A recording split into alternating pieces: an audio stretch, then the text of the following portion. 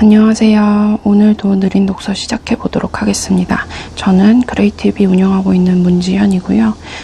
오래된 비밀 계속해서 이번 주는 4장 기다리면 우리에게 오는 것들 읽어가도록 할게요.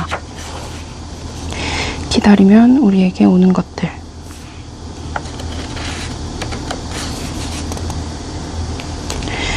속도 경쟁의 시대일수록 느림과 기다림이 주목받고 있습니다. 여기서 느림과 기다림이라는 것은 단순히 속도 경쟁에서 뒤처진다는 의미는 아니겠지요. 세상이 빛의 속도로 움직일수록 오히려 자기만의 시간, 자기만의 페이스, 자기만의 타이밍이 더 중요하다는 의미로 받아들여야 합니다. 행운은 우리의 삶의 속도와는 무관하답니다. 행운은 다른 사람보다 빨리 쫓아간다고 먼저 손에 쥘 수 있는 성질의 것이 아니지요. 오히려 기다리면 우리에게 다가오는 것들이랍니다.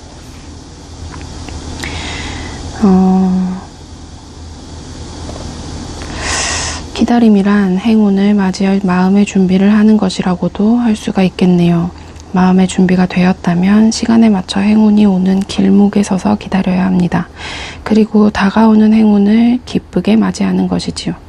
기다림과 타이밍의 미학, 바로 운명학이 사람들에게 가르치는 처세술의 핵심이지요. 주역의 64궤 가운데 5궤가 바로 때를 기다려서 나아간다는 의미를 말하고 있답니다. 간단하게나마 그 의미를 한번 풀어볼까요? 기다리는 데 필요한 첫 번째 요건은 믿음과 확신입니다. 믿음과 확신이 있다면 기다림에 두려움이 없답니다. 믿음과 확신을 갖고 기다리는데 그 끝이 좋을 수밖에요. 마침내 때를 만났을 때는 꿈을 이루기 위해 적당한 장소로 나아가야 합니다. 때가 왔다는 것은 청하지 않은 세 사람의 손님이 오는 것으로 알 수가 있습니다. 청하지 않은 세 사람이란 천지인 삼재의 헌신입니다. 바로 하늘과 땅과 사람이지요. 하늘이 정해준 시기와 땅이 베푼 환경이 갖춰지고 나를 도와줄 귀인이 나타나는 순간이 기다림을 마치고 큰 강을 건너는 위대한 모험을 감행할 적절한 때라는 것입니다. 특히 이 귀인의 출현을 가장 가시적이고 즉자적인 타이밍의 판별 기준으로 삼아야 합니다. 그런 귀인이 내게 오는 것을 놓치지 말고 공경해 맞이하고 뜻을 받들어 실행하면 언제나 끝도 길하답니다. 라고 했어요. 이 처세술이라는 거 굉장히 중요한 부분으로 생각하실 수 있는데 많은 사람들이 처세에 대해서 굉장히 집중하기도 하고 또 중요한 능력으로 바라보기도 해요.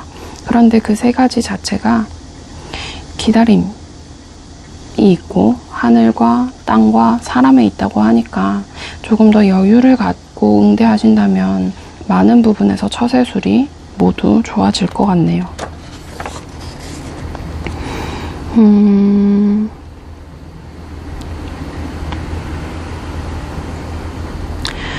때가 무르익기를 기다리는데 가장 중요한 덕목은 믿음과 확신입니다. 그리고 막연한 기대나 우연을 바라고 기다리는 것이 아니라 현재 상황에서 무엇을 할 것인가를 진지하게 고민한 후에 믿음과 확신을 갖고 기다려야 합니다. 라고 끝맺음을 맺었습니다. 그저 좋은 일이 생길 거라고 현실을 무시하고 기다리시는 분들이 계실 수도 있을 것 같아요. 그런데 좋은 일이라고 하는 것, 그리고 행운이라고 하는 건 내가 정말 만반의 준비가 되었을 때 그때 다가오는 행운을 최대한의 효과로 맞이할 수 있다고 생각하거든요. 그래서 미래에 잘 되는 사람들, 정말 좋은 미래를 기다리는 사람들은 현재도 굉장히 잘 보내시더라고요. 그런 생각을 하시면 현재도 소홀하게 대할 수는 없을 것 같아요. 다음, 이것 또한 지나가리라. 이 생각을 하면서 많은 것들을 버티기도 하고 준비하기도 하죠.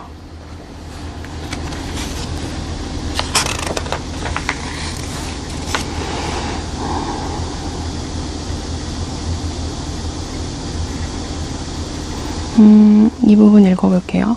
하늘의 태양은 땅을 가리지 않고 땅 위에 부는 바람은 나무를 가리지 않습니다. 세찬 비바람처럼 몰아치는 삶의 어려움도 사람을 가리는 법이 없답니다. 사업 실패, 병마, 이혼, 이별, 배신, 경제적 어려움 등등 누구나 종류는 다르지만 살아가면서 넘어야 하는 고비들이 있습니다. 단지 삶의 시련을 대하는 태도에 따라서 그 결과가 달라질 뿐이랍니다. 사회적으로 성공한 사람들의 공통점을 하나 꼽으라면 삶의 시련을 대하는 태도가 다르다는 점을 들 수 있습니다. 그들은 왜 내게 이런 일이 닥쳤을까요? 라며 절망하기보다는 이 사건에서 얻어야 할 교훈이 무엇인가요? 라는 질문을 하는 사람들이랍니다. 그들은 삶의 시련이 닥치면 마냥 힘들어하기보다는 높은 봉우리를 향해 가는 하나의 여정이라고 생각하지요. 그래서 삶의 고통에 집착하지 않고 그 고통이 주는 교훈에 눈을 돌린답니다.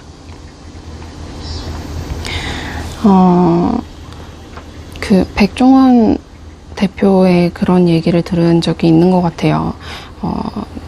몇십억의 빚을 감당하지 못하는 사람은 사업을 시작하지 말아라 라는 얘기를 들은 적이 있는 것 같은데, 어떤 사람들을 제가 만나봤을 때 거의 3가지의 응대를 볼 수가 있었어요. 어떤 사건이 있었을 때 첫 번째, 누가 그랬어? 왜 그랬어?에 집중하는 사람들. 이미 그 사람들은 과거에 머물러 있는 사람들이에요. 그 다음에 그건 이미 벌어졌고 어떻게 할 거야? 하는 사람들. 일단 그 사건을 해결하기 위해서 현재에 있는 사람들이에요. 그리고 그걸 처리한 후에 어떤 교훈을 가질 수 있지? 혹은 여기에서 배워서 다음에 우리가 실수하면 안 되는 부분이 어디지? 라는 생각을 하는 사람들은 미래에 있는 사람들이에요. 그 사람들의 경우에는 미래에 살기 때문에 지금의 사건에서 배운 것들을 가지고 미래에 그런 똑같은 일을 절대 반복하지 않겠죠. 그래서 우리는 현재를 살고 있지만 과거에서는 빨리 현재로 와야 되고 나를 미래에 가져다 놓고 내 시간은 현재에서 써야 된다는 말을 저는 요즘에 굉장히 실감하고 있습니다. 그리고 운의 원리를 떠올리라고 얘기했어요. 다음과 같은 운의 원리, 지금 내 마음가짐이 어려움을 더 크게 할 수도 있고 작게 할 수도 있다. 내 모든 게 내 마음 먹기에 달렸다. 요건 운의 원리라고 하지만 사실 모든 것에 대한 마음가짐에 있어서 가장 큰 얘기라고 할 수 있을 것 같아요. 우리가 살면서 계속 좌절에 빠지고 우울감에 빠지는 사람들에게 늘 해주는 말이지만 사실 해주면 안 되는 말이기도 해요. 모든 것은 마음이 지어낸다는 가르침입니다. 이러한 운의 원리를 명심하면 어떤 어려움도 견딜 수 있을 뿐 아니라 심지어는 아무렇지 않은 일로 그냥 지나칠 수도 있답니다. 라고 했어요. 근데 이 마음가짐을 자체를 내가 스스로 갖는 것이 가장 중요하고, 주변에서 얘기해주면 사실 우울감에 심하게 빠져있는 분들은 나를 잘 모르고 겪어보지 않아서 저렇게 쉽게 얘기한다라고 할 수도 있거든요. 그래서 이런 조언을 하시게 된다면 굉장히 주의하셔야 될 것 같습니다. 그 다음에 읽어보면, 당신이 살아가면서 겪게 되는 어떤 시련도 완벽하게 피할 수는 없습니다. 단 어떤 시기에 어떤 힘든 일이 닥쳐올지를 안다면 시련의 크기를 3분의 1에서 10분의 1까지 줄이는 것은 가능하답니다. 이는 현실에서 행동 전략과 마음 관리로 가능합니다. 몇 월 며칠이 지나면 지금의 어려움이 끝날 것입니다. 라는 말은 지금 시련을 겪고 있는 고객을 컨설팅할 때 제가 꼭 하는 말입니다. 어떠한 시련이든 끝이 있고 또 배워야 할 교훈이 있기 마련이니까요. 지금 힘든 시간을 보내고 있다면 곧 행복을 누릴 시간이 다가오고 있다는 것을 느끼고 믿어야 합니다.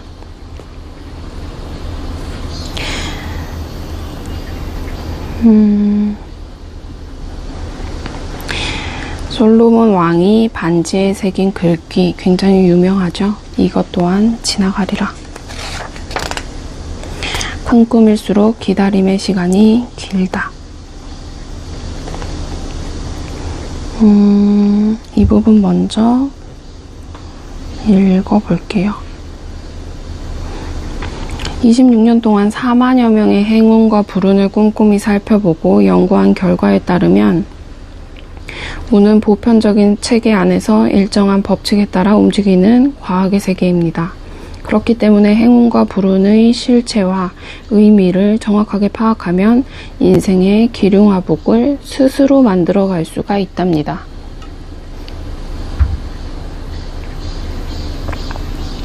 이처럼 운은 우리 삶에 작용하는 필연적이면서 초월적인 힘입니다.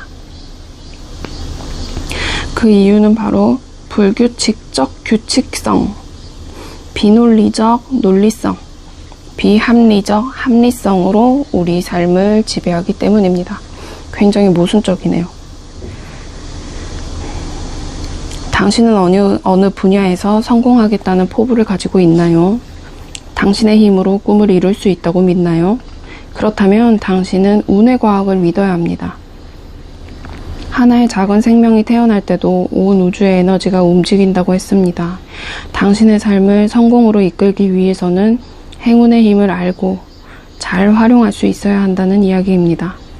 큰 꿈을 꾸는 사람일수록 기다림의 시간도 길어지는 법입니다. 1%가 되기 위해서는 최소 10년의 세월이, 0.1%가 되기 위해서는 15년의 세월이 걸립니다. 대기만성이라는 말처럼 큰 꿈을 담을 그릇은 쉽게 채워지지 않는답니다. 그리고 기다림의 요체는 믿음과 확신이라고 했습니다. 만약 이루고 싶은 꿈이 있다면, 그리고 그 꿈을 이루기 위해 오랜 세월을 기다려야 한다면 마음이 흔들리지 않도록 잘 관리해야 합니다. 믿음과 확신이 있다면 오랜 시간을 기다려도 두려움과 불안 때문에 마음이 흔들리는 일은 적겠지요. 했어요. 동거인이 나타났네요.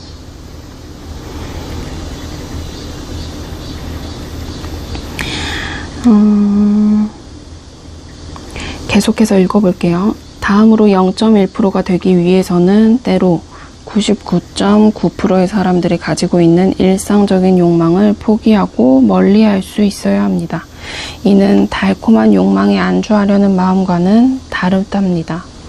다른 사람이 앞서가는 느낌, 현실에 만족하려는 마음, 실패할 수도 있다는 불안이 밀물처럼 물려와도 흔들림이 없어야 합니다. 불가능한 일은 없다. 단지 시간이 더 걸릴 뿐이다. 라는 말이 있습니다. 대개 사람들은 자신의 가진 운이 100%까지 채워진 적이 거의 없기 때문에 충분히 얻을 수 있는 것들마저 포기해버리곤 합니다. 그러나 자신의 내면을 살펴볼 때 나에게 맞는 목표인가가 중요할 뿐 과연 내가 해낼 수 있을까라는 의심은 오히려 꿈의 실현에 장애가 되고 말지요. 믿음과 확신을 가진 사람에게는 신기루처럼 보이는 행운이 현실로 나타날 것입니다. 이것이 운의 원리입니다. 저는 믿음이 굉장히 부족한데 의심은 성공을 조금 멀리 한다고, 꿈의 실현에 장애가 된다고 얘기하니까 믿음을 최대한 키우는 것이 중요하다고 생각할 수 있겠네요. 다음 부분에서는 오히려 운의 세계에는 뿌린 대로 거둔다는 자연의 섭리를 충실하게 따른답니다. 우리의 의식과 무의식의 마음과 말과 행동으로 행운의 씨앗을 뿌려 때가 되면 한 치의 오차도 없이 행운의 열매를 수확하는 것입니다. 안 보이시죠?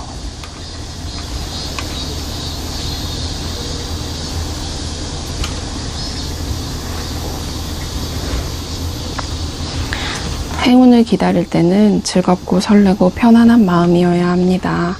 사랑하는 사람을 기다릴 때 설레는 마음, 사랑하는 사람에 대한 믿음, 사랑하는 사람과 있을 때의 편안함처럼 누군가를 사랑하는 마음으로 행운을 기다려야 합니다. 라고 했어요. 그러면 행운을 사랑하는 마음으로 행운을 한번 기다려 보시면 어떨까요? 세상 일에 늦은 때라는 것은 없다.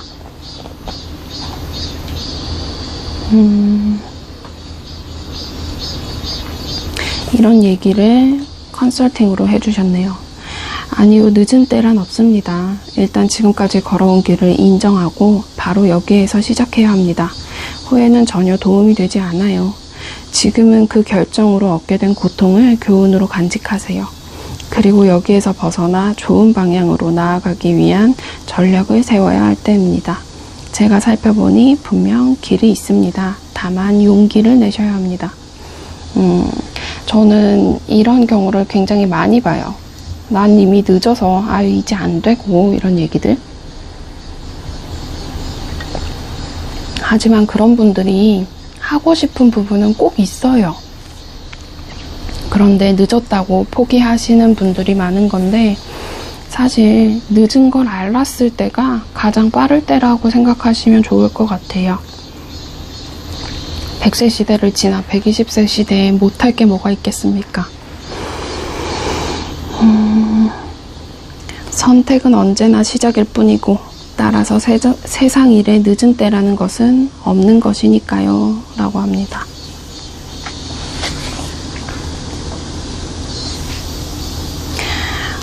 정말 유명한 말이죠. 프랑스의 시인이자 사상가인 폴 발레리는 용기 내어서 당신이 생각하는 대로 살지 않으면 머지않아 당신이 사는 대로 생각하게 될 것이다 라고 말했습니다. 사람들은 대개 운이 좋지 않은 시기에 잘못된 결정을 내립니다. 그 길이 자신에게 맞지 않는지도 모르고 그 길로 들어서게 되지요. 그러나 많은 사람들이 어느 정도 시간이 지난 다음에는 진실을 깨닫게 된답니다. 이때가 하나의 갈림길이지요. 그냥 앞으로 나아가느냐 아니면 뒤로 돌아가느냐 라는 선택을 해야 하는 순간입니다. 자신의 길이 아니라는 판단이 서면 돌아서야 합니다. 잘못된 선택을 가지고 좋은 결과를 얻으려는 시도는 만용이랍니다.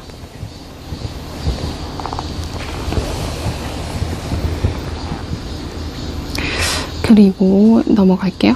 자신에게 맞는 길을 찾았다면 반드시 변화를 시도하는 용기가 바로 행운을 불러들이는 힘이랍니다. 행운은 언제나 변하고 움직이는 곳에 있다는 사실을 명심하세요. 자신에 대한 불안, 주위의 부정적인 시선 등은 당신의 마음속에서 깨끗이 지우기 바랍니다. 당신은 실패를 할 수도 있고 실수를 할 수도 있습니다. 당신 스스로 완벽하지 않다는 사실을 인정하고 스스로에게 한없이 너그러워지는 선물을 주세요. 스스로에게 너그러워지는 사람만이 행운을 마음껏 누릴 수 있습니다. 이것도 능력인 것 같아요. 정말 자신에 대한 불안과 주위의 부정적인 시선들, 이것들을 지우는 것도 능력이기 때문에 그 능력을 꼭 키우셔서 다른 사람의 시선에 얽매이지 않고 내가 하고 싶은 것을 하고 내 꿈을 위해 하루하루를 사용하는 알찬 시간을 보내셨으면 좋겠습니다. 운명은 변하고 움직이는 것이다.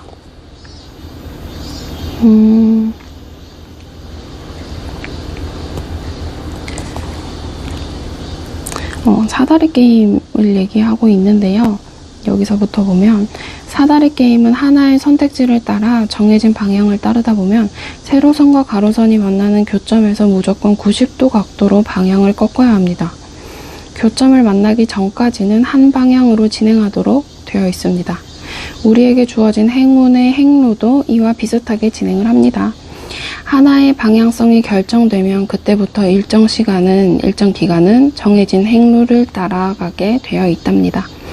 다음 선택의 순간을 만나기까지는 혼자의 힘으로 바꿀 수 없는 선로 위의 기차 같은 운명이지요.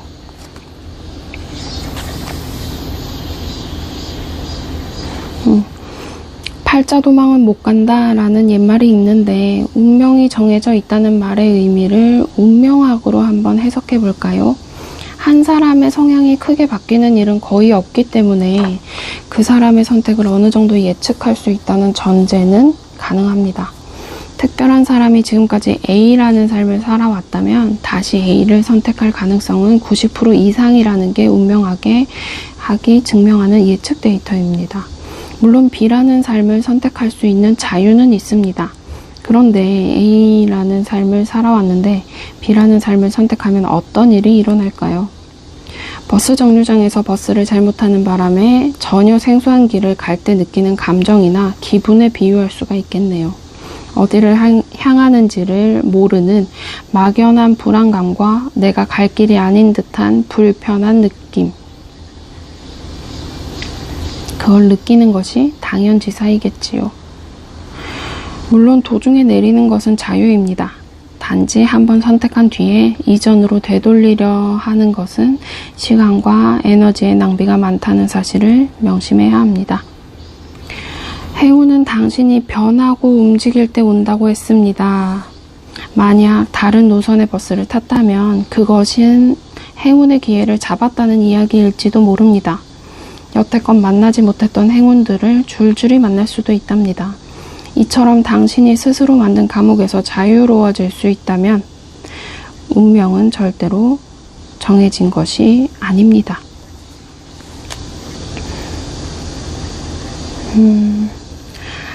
과거에 어떤 결정을 후회하는 사람에게 저는 그 일이 5년 뒤 다시 일어날 수 있답니다 라고 경고를 합니다.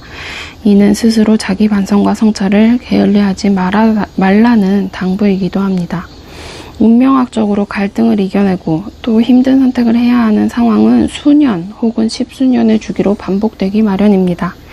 당연한 듯이 습관적으로 늘 타던 버스를 선택할 것이 아니라 당신은 제대로 된 행운의 버스를 타야 합니다. 늘 해오던 행동 패턴들이 있죠. 심지어 늘 가는 길로만 다니는 분들도 계세요. 그런데 행운이라는 건 내가 안 하던 행동을 할 때 생기는 거라고 하거든요. 그러면 새로운 시도, 새로운 생각들을 한 번쯤은 해보시는 게 좋을 것 같아요. 그만큼 안 하던 일이기 때문에 잘 못할 수 있고 불안할 수 있어요. 그리고 상상치 못한 것들이 제 앞에 가로막을 수도 있어요. 하지만 그것조차도 행운으로 갈 수 있는 길이고 성공으로 갈 수 있는 길이라면 한 번쯤 도전해 보시는 것도 좋을 것 같습니다. 아무리 좋은 소운도 대운을 이기지 못한다.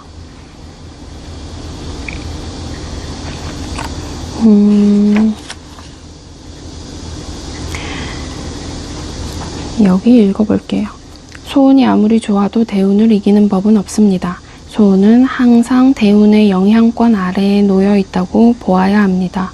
한 개인의 운에 있어서도 마찬가지입니다. 좋은 대운 아래에 가장 나쁜 소운이라도 나쁜 대운 아래에 가장 좋은 소운보다는 최소 2배 이상 일이 수월하게 풀린답니다. 따라서 우리는 구군이나 회사운에 직간접적으로 관계를 가지고 상황의 변화에 따라 크고 작은 영향을 받을 수밖에 없습니다. 세계의 흐름과 함께 변화하는 구군, 그리고 회사운까지 관심의 폭을 넓혀가야 합니다. 관심의 폭을 넓혀가야 합니다. 세계의 큰 흐름이 국가의 정책에 영향을 미치고 또 국가의 정책이 기업의 경영 전략에 영향을 미치게 되어 있습니다. 운의 방향과 타이밍을 알기 위해서는 세상의 변화에 관심의 끈을 놓지 않아야 합니다. 그 흐름 속에서 당신의 위치를 살필 때 당신의 존재에 대한 자각이 생겨나니까요. 당신이 태어나고 자란 땅과 지금 살아가는 시기는 결코 우연의 산물이 아니라는 사실을 명심하세요. 운의 세계는 언제나 큰 흐름과 작은 흐름이 유기적으로 상호작용을 하면서 필연적인 결과를 만들어낼 뿐입니다. 당연히 내가 살고 있는 나라, 내가 다니는 회사, 우리 집의 가정의 부모운, 이런 것들이 모두 나의 운과 함께 결합되어 나타나겠죠. 그냥 세상의 모든 문을 닫아버리고 내 할 일만 잘하면 된다는 사람은 그 할 일을 아무리 잘해도 나쁜 결과가 나올 때가 있을 거예요. 그래서 주변에 조금 관심을 갖고, 그렇다고 주변에 휘둘리는 건 아니지만 관심을 갖고 대처할 수 있는 정도는 신경을 쓰셔야 될 것 같습니다. 다음 행운은 기다림과 타이밍의 미학이다. 기다림과 타이밍은 인생에서도 정말 큰 부분을 차지한다고 생각하고 있어요. 저는 타이밍에 대해서는 더 이상 말할 게 없다고 생각합니다. 여기에 예시로 나온 사건들이 재밌는 게 몇 가지가 있는데 요거는 책을 직접 읽으시면서 보시면 더 좋을 것 같아요. 타고난 그릇이 크다고 해도 제 능력을 발휘하려면 닦고 손질하는데 긴 시간이 걸리게 마련입니다. 그러니 지금 당장 어떠한 기회가 왔다고 해서 무턱대고 덥석 물 일은 아니랍니다.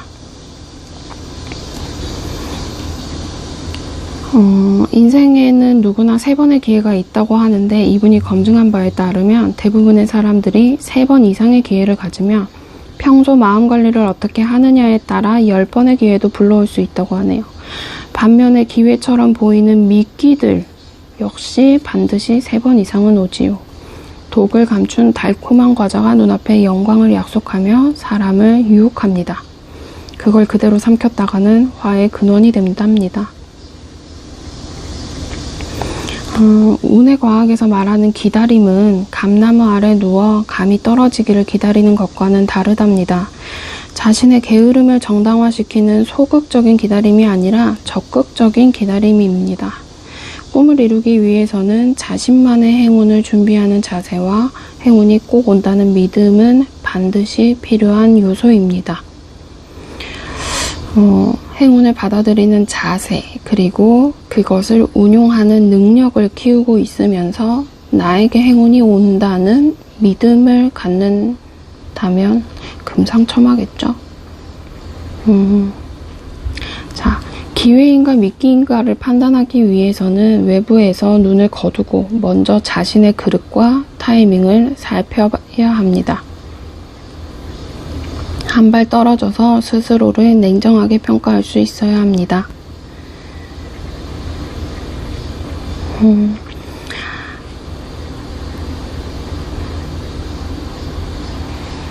나를 먼저 돌아보고 결정을 내릴 수 있는 능력은 때를 만났을 때 최고의 나를 보여줄 수 있다는 믿음이 있어야 가능하다라는 얘기를 하면서 당신은 자신이 좋아하는 구질과 코스로 공이 들어올 때까지 기다려야 합니다. 누구나 좋아하는 공과 자신이 좋아하는 공을 구별하는 성구안은 바로 기다림입니다. 믿음과 신념을 가지고 기다리면 최고의 공, 최고의 행운이 농구공만한 크기로 당신을 향해 곧장 날아옵니다. 라고 했어요.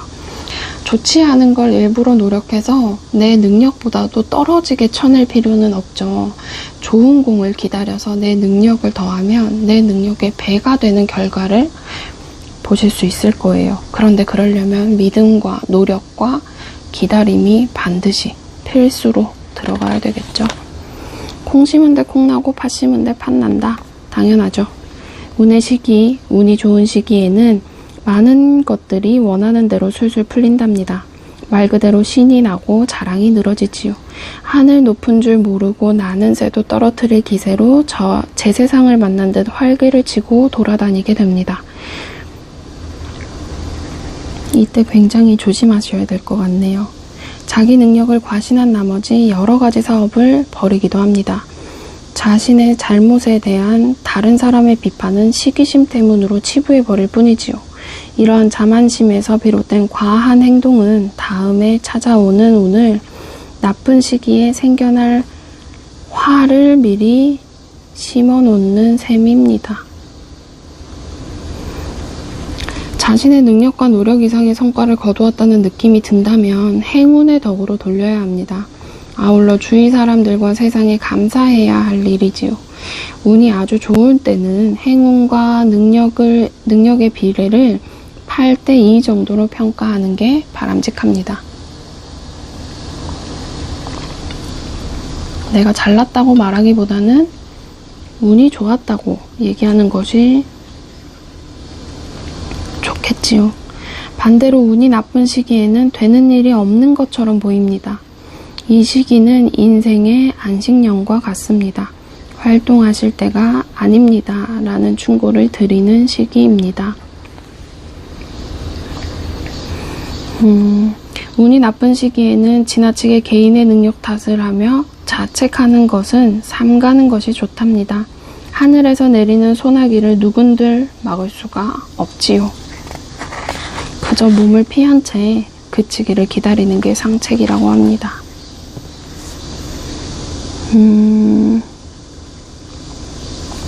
힘든 시기일수록 밭을 갈고 씨앗을 뿌리고 가꾸는 일에 더욱 힘을 쏟아야 합니다. 물론 그 일의 종류는 개인마다 각각 다르겠지요. 그러다 보면 어느 날 눈앞에 크고 달콤한 열매들이 주렁주렁 매달려 있는 기적을 체험하게 될 것입니다. 지금 당신은 운이라는 배를 타고 있습니다. 운이 좋은 시기에는 가고자 하는 곳으로 또는 기대 이상의 좋은 곳을 향해 빠른 속도로 물이 흘러갑니다. 배는 물 위에 떠 있기만 할 뿐 정해진 항로를 따라 물이 흘러갑니다. 다만 이 시기에 자만심에 빠져 함부로 노를 젓다가는 다음 시기에 배가 급류에 휘말릴 수 있음을 유념해야 합니다. 운이 좋은 시기여서 행복하게 지내고 운이 나쁜 시기여서 불행한 시간을 보내서는 안 됩니다. 각각의 시기에 나타나는 당신의 모습을 찬찬히 살펴보세요. 아마 당신의 장점과 단점을 동시에 보게 될 것입니다.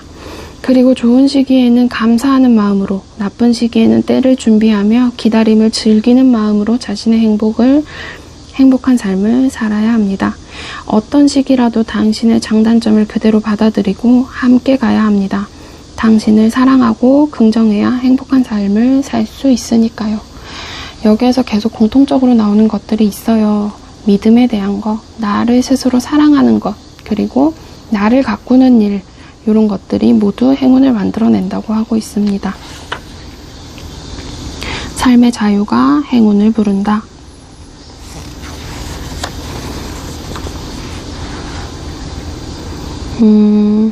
있는 그대로의 자신을 인정하고 사랑하라고 했습니다. 자신의 장점을 지나치게 부각시켜 과대 포장하는 일도 없어야 하고 자신의 단점을 지나치게 저평가해서 스스로 비하하는 일도 없어야 합니다. 당신이 꿈꾸었던 이상과 현실의 삶이 다르다고 실망할 필요는 없답니다. 특히 잘못된 일에 대해 능력 부족을 탓하는 것은 자신에 대한 자신감 부족과 불안감 때문입니다. 한마디로 자신이 행운아라는 믿음이 부족한 것이지요.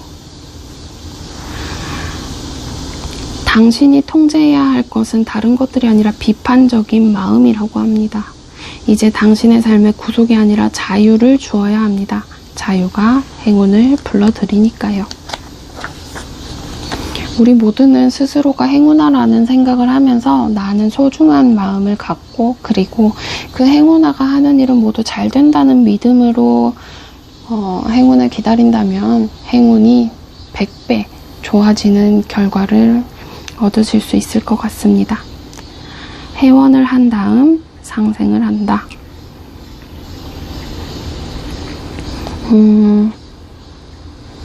무대 위로 오른 성공한 사람에게는 스포트라이트가 집중되지요. 무대 위의 화려한 모습에만 눈길을 줄 뿐 무대 아래의 힘겨운 몸짓은 애써 외면합니다. 그러나 빛이 강할수록 어둠이 짙어지는 것이 인생이지요. 이처럼 세상에는 빛만 존재하는 것이 아니라 어둠이 함께 존재한답니다. 장애를 딛고 세계적인 사회사업가가 된 헬렌 켈러는 시련과 고통의 경험을 통해서만 영혼은 강해지고 야망이 고무되며 성공이 이루어질 수 있다고 말했습니다. 시련과 고통은 모두가 겪기 싫어하지만 그것을 통해 얻어지는 것은 꼭 있습니다. 대나무가 위로 성장을 하려면 단단한 마디가 필요하듯이 시련과 고통도 우리의 성장을 준비하는 대나무의 마디와 같지요 라고 했어요. 어려운 시기를 만나 힘들어하는 사람들에게 당부하는 말을 읽어보겠습니다. 지금 이렇게 어려운 것은 2년 뒤에 영광을 맞이하기 위한 밑거름이 될 것입니다. 그리고 지금의 어려움은 5년 전의 상처를 풀어내는 과정이라고 생각하세요. 회원을 한 다음에야 상생을 할 수가 있답니다. 그 연도와 기간은 각각 다릅니다만 지금의 힘듦은 과거의 아픔을 치유하는 과정이며 이 치유가 미래의 영광을 불러오리라는 것은 틀림없는 사실입니다. 라고 했어요. 우리가 화장을 하거나 꾸며야 되는데, 예뻐져야 하는데, 밑에 이미 까지고 베인 상처가 있는데 그 상처를 치료하지 않고 화장을 할 수가 없잖아요. 그러니까 일단 상처를 모두 치유하고 그 다음에 상생하는 것이 맞다는 설명을 이 책에서도 하고 있습니다. 행운과 불운을 가르는 두 가지 요소를 꼽으라면 마음가짐과 타이밍을 들 수 있습니다.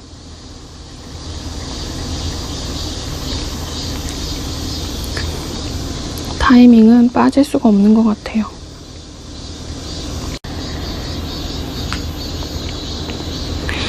삶의 시련이 행운을 불러오기 위해 꼭 필요한 요소임을 알고 이해할 때 당신이 두려워해야 할 것은 하나도 없습니다.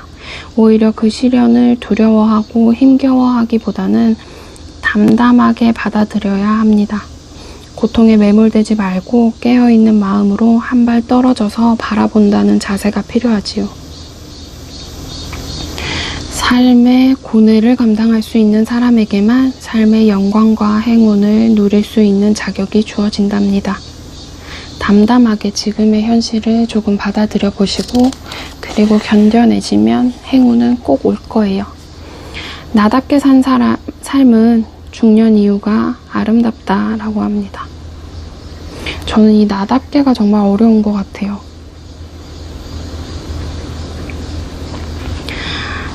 삶의 에너지가 넘치는 젊은 시절에는 길을 잘못 들어섰다면 다른 길을 가면 되고, 금전상의 손실을 입었다면 다시 벌면 되고, 사람을 잃었다면 다시 얻으면 되지요. 변화를 두려워하지 않기에 당연히 행운을 잡을 기회도 많아진답니다. 그러나 중년 이후의 삶은 기차의 선로처럼 정해진 길을 따라가야 하는 경우가 많습니다. 그렇다면 중년 이후에 행복한 삶을 사는 사람, 행운과 복이 깃드는 사람들에게는 어떤 공통점이 있을까요? 가장 중요한 것은 그동안 얼마나 나답게 살았느냐라는 것입니다. 비교적 노년의 운이 좋은 사람들의 공통점은 젊은 시절에 자신의 감정과 생각에 충실한 삶을 살아왔다는 것이랍니다. 바꿔 말하면 남의 시선이나 평판에 신경을 쓰기보다는 그냥 자신의 길을 스스로 선택하고 묵묵히 살아온 사람들입니다.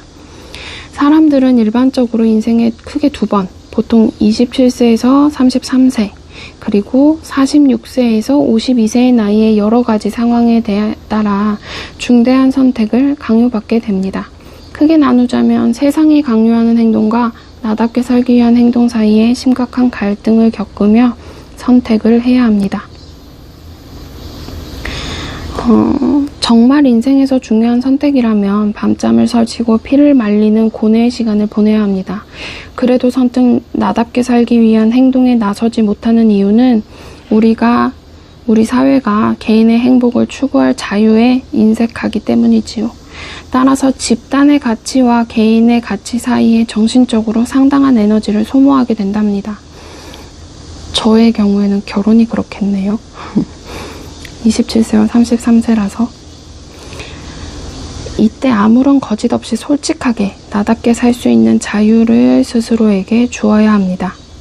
잠시 동안 어려움과 고통이 뒤따르겠지만 삶의 자유를 얻는 대가로 지불해야 하는 비용으로 생각하세요. 이런 분들은 스스로 사랑하는 삶은 살아온 사람에게 운명은 많은 선물을 한답니다. 그리고 중년 이후에 더 많은 행운을 누릴 조건과 자격도 갖추게 되는 것이지요.